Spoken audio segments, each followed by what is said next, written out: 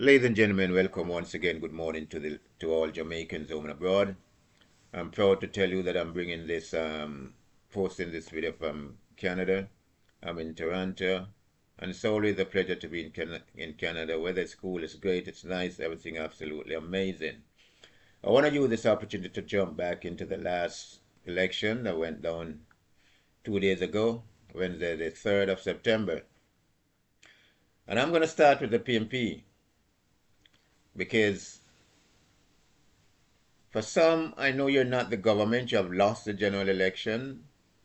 You have lost to the Jamaica Labour Party. But I must say this, Mark Golan, and to the PNP and to all Jamaicans, I stand to be corrected. You can disagree with me if you have to. That's fine. But I believe the PNP is the real victors in this election. The real victors in this election is the PNP, not the JLP. I think after the race is over, the JLP should have more concerns about their performance than the PNP. Even though the PNP did a lot, made a lot of missteps throughout the election campaign cycle. I will go back to make reference to a previous video that I made when I said that, when I articulated that for more than a year now, the JLP is doing everything they can to hand the victory to the PNP, to give the PNP a better chance of assuming office than they themselves, the JLP. But on the other hand, what I noticed also in the campaign is that the PNP was doing everything they can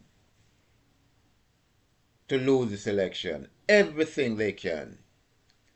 By saying that, I'm actually in summation saying that the JLP had a better and a more strategic campaign team in place and a more plan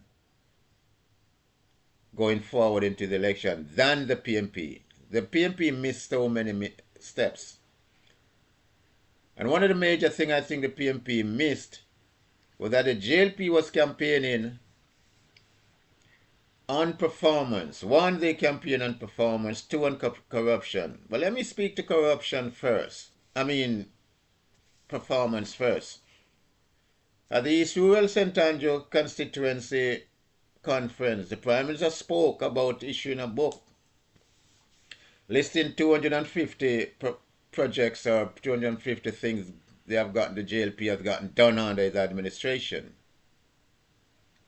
Now, if they had done 250 projects completed under their administration, at that point in the campaign, the JLP in terms of where they are should be way ahead of the PNP in points, favorability points, blowing the PNP out of the water. But even though their performance was such and the intent that the Prime Minister made a statement of issuing a book of 250 things that they have gotten done over their tenure in 9 years, the race was still very close, which suggested something that nobody spoke about. Nobody spoke about it. In all the infinite wisdom that is out there, nobody zeroing on this. Not even, and this is why I said the PNP campaign team was not smart enough, was not strategic enough, and was not really looking at what the JLP is doing. Instead of what the PNP was trying to campaign on was corruption and lies and who is a thief and the Prime Minister, where he gets money from and all of these things, and all the JLP is not the time for the country, and time come. While the JLP was campaigning on performance, wasn't even wasn't even 5 lengths side of you guys at the time. So all your campaign team had to do, Mark Golan, at that time was to challenge the PNP, the JLP, and their performance record that they're bragging and boasting about. Dig into it, sell that to the nation, capitalize on these opportunities. And I'm not saying this because I'm a PNP supporter, because neither am I a PNP supporter nor a JLP supporter, but I'm a supporter of both parties, if you can understand what I'm trying to say. I have no dog in the fight, I've made that clear. But my support lies in a coalition, the parties coming together to work things out for the betterment of Jamaica. Secondly, the Jamaica Labour Party campaigned on promise, on not promises, I said, sorry about that, but on corruption. They campaigned on corruption. And they tried to brand the PNP as corrupt, as a corrupt party, as misleading, as lying, as not being honest, as not being truthful. Which let me go back to the Don Anderson poll that was conducted probably a year ago.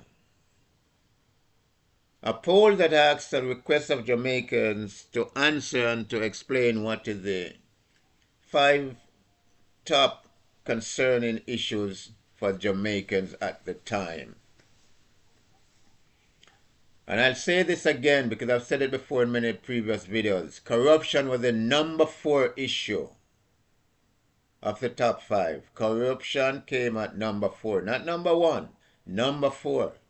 Yet both parties, let me stop, I'm talking about the JLP now. Let me confine this to the JLP. The JLP campaigned on corruption, the number 4 major concerns to Jamaica.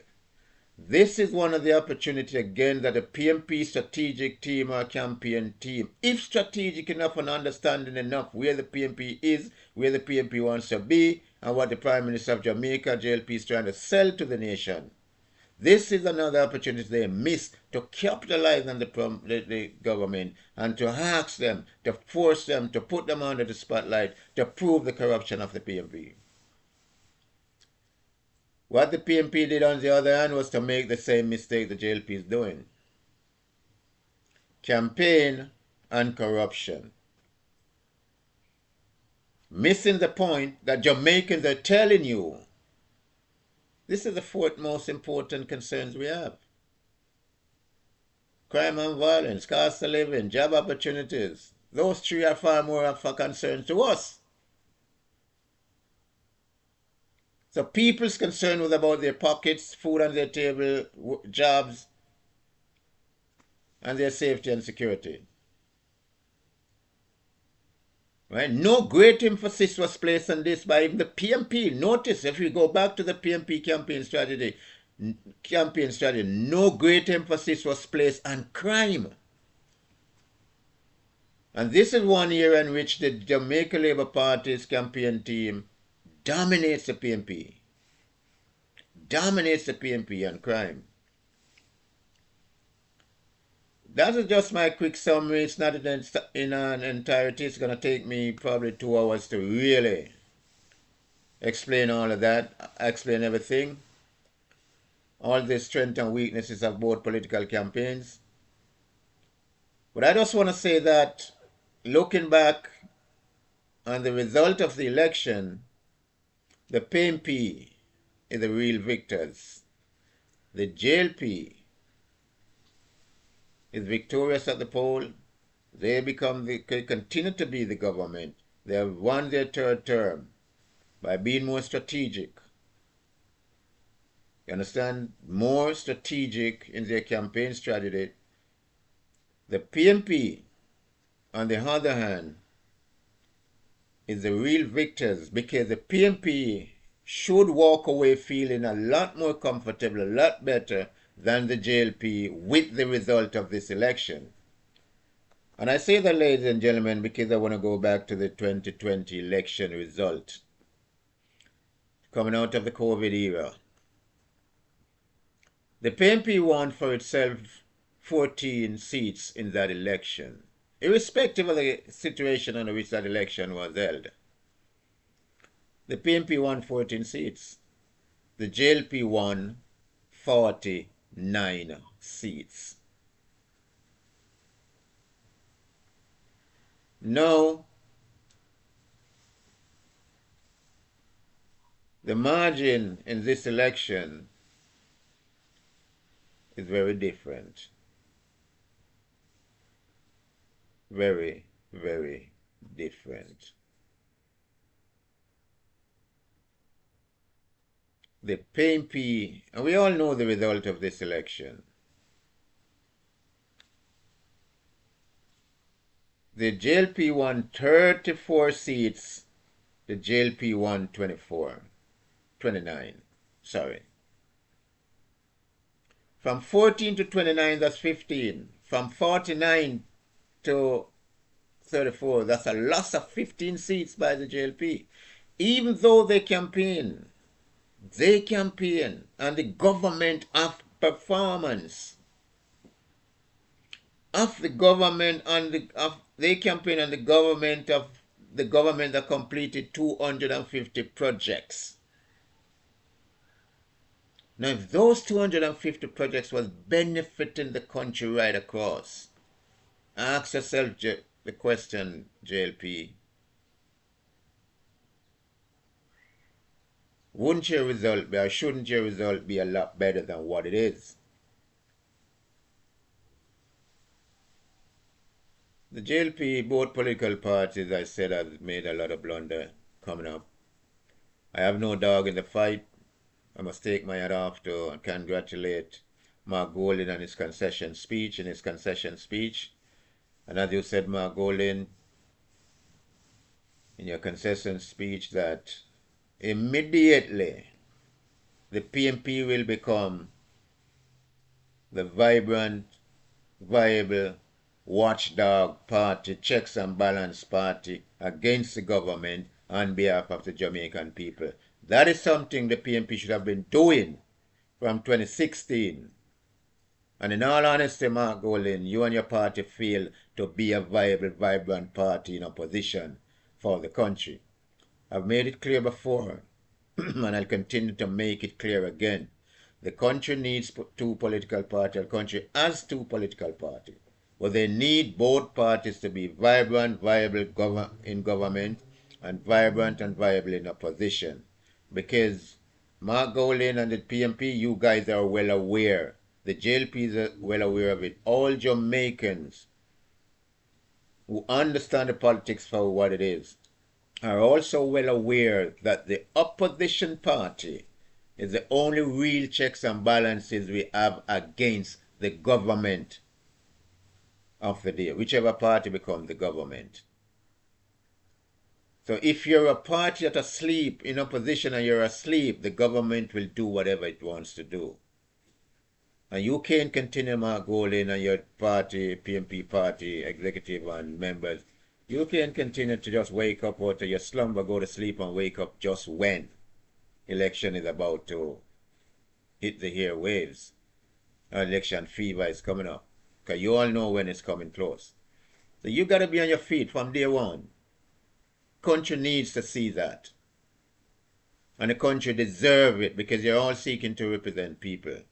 And also, Mr. Holness, the country deserves a vibrant, viable party in government. As I said, your party campaign on performance and anti-corruption. And to be honest, sir, to be honest, you did a lot. You did a lot for the country. That I will definitely declare loud and clear. And I stand by what I say. You did a lot for the country. Right? And what I understand about economy, like I said, I'm no economist, but there's no economy. There's no economic plan that government can put in place that will not be critiqued. So, we just want government, Mr. Andrew Holness, now that you've got your third term, I'm hoping that you will be able to use the opportunity to do something. Also to you, Mr. Mark Golding and your party. I'm appealing to both parties now because I said in a couple of videos ago that this election, after the election is over, whichever party is in power, I'm going to make one appeal to both parties. And I'm using one word here for both parties. Transparency. Transparency. Because you spoke a lot about corruption during your campaign, election, your campaign time on the road. But very little was made of transparency. Very little was made of how government will attempt to become transparent. Government, very little was made of what mechanism government can use or have plans to put in place to become more transparent. Government has mentioned very little plans how to get citizens involved in certain things so you can be transparent to citizens, not just in certain areas but right across the length and breadth of Jamaica, so you can be viewed by the very people you seek to represent as a transparent or as a transforming transparent government. And people are looking for that, sir, because both of you failed miserably on the campaign trail at explaining what you have in place for being transparent to the people should you become the government or continue to be the government of Jamaica. And people deserve better now in Jamaica. People have been suffering because of the lack of transparency on the part of government. I know it's not going to be easy. It's not going to be an easy thing for government to become transparent. Because one of the key factors in becoming transparent is what information do we allow the public to see and to have access to. That's going to be an important decision. But it can be worked out, Mr. Andrew Holness, and it can be worked out, Mark Golan, because if both parties come together to create a bipartisan effort to be transparent, that situation can be resolved easily, with both parties agreeing as to how you're going to get people involved, what information the public will have access to, and what information they won't have access to. That has to be a bipartisan agreement, and I'm appealing to both the Jamaica Labour Party and the People's National Party to use their platform. Use their platform meaningfully. If you want to be a transparent and an honest government to the people of Jamaica, then please do it. Please do it so we can talk about what we want to talk about and people can see you all acting in a way that is acceptable to them. So next time when the election comes when the campaign is rolling, sir, neither you party can accuse each other of not being transparent or of being corrupt. It is important. I've said it before and I'll also repeat it here again that whichever party won the election is going to have a difficult time governing the country. And I take no exception to that. I make no apology for that because it's going to be critical. It's going to be important. It's going to be real necessary for us to address this issue. And as I said, Mr. Andrew Holness, you becoming the government of the day, it's important for you now, more than ever, to be upfront and be honest with the people that you're governing. Not just the PMP, not just JLP, but for all Jamaicans, sir. Be honest. It is time you guys stop speaking to people in parables. Explain to the country clearly and as concisely as you can what are the government plans in terms of fighting crime. This is what we lay out. But these big speech that I don't train police to lose, you will be killed. No. You know, when you frame your crime fighting strategy in that kind of framework, it's absolutely create doubts in the mind of people and dishonesty, and people don't trust the system that way. But I must say thanks to all the participants, the Jamaican people who voted. Wonderful thing. I encourage voting. Sorry I wasn't there to get registered to vote and all these things. But it's absolutely, I'm more pleased to see the result of the process, not the result, the process of the election. Because the result doesn't matter to me who wins. But I'm glad to see the process of the election, the way it happens, because it is important for us to have peaceful elections without threat, without fear, without violence, where people can all go to the poll and don't have to worry, don't have to look over the shoulder or anything. You understand? And Amos, I must say, EMS over in St. Catherine, I'm going to say this to you, brother. I'm no fan of you. Not that I hate you, but I'm glad you didn't win. I took a bet that Mikhail Phillips would have lost his seat because he got a free seat. He got a free PMP seat that he doesn't have to campaign for. I don't think it's because of anything you do, Mikhail Phillips, because the constituency in which you got the representation for is a real PMP seat. I took a bet probably a year and a half ago that you would have lost a seat because you did nothing. And you honestly know, sir, you did nothing for that constituency. Let us zero in on one constituent, one district in your constituency only. You did nothing. Nothing you did for those people. And I'm sure if you continue that trend, Mikhail, Damian Young is going to take that seat over from you.